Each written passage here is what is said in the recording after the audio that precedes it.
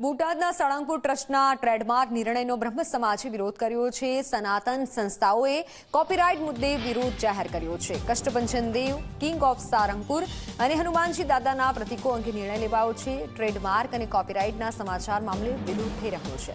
ભગવાન પર ભક્તોનો અધિકાર છે। સનાતન ધર્મ કોઈ બ્રાન્ડ નથી, કોઈ કોપીરાઇટ સંપત્તિ નથી। કરોડો હિન્દુઓની સામૂહિક આસ્થા, પરંપરા અને ધરોહર છે। એ સનાતન ધર્મના આ ઈષ્ટદેવ છે। કોઈ સ્વામિનારાયણ સંપ્રદાયના એકલાના પોતાના માલિકીપણાનું નથી, આ હનુમાનજી નથી।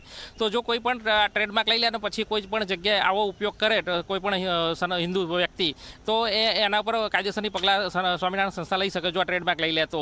પણ આ એક એમણે કીધું કષ્ટદેવ છે એ અમારું નામ છે અને અમારું પ્રતીક છે અને અમારું ટ્રેડમાર્ક છે। તો કષ્ટદેવ છે એ ભગવાન હનુમાનજીનું નામ છે। 1008ના નામ પૈકીનું એક નામ છે।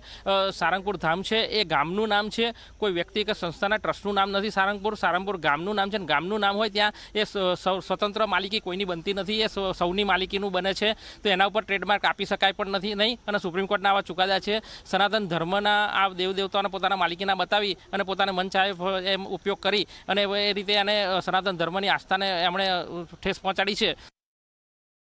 અને આ આસ્થાના પ્રતીક જે છે એ કોઈ એક સંપ્રદાયની જાગીર ના હોઈ શકે।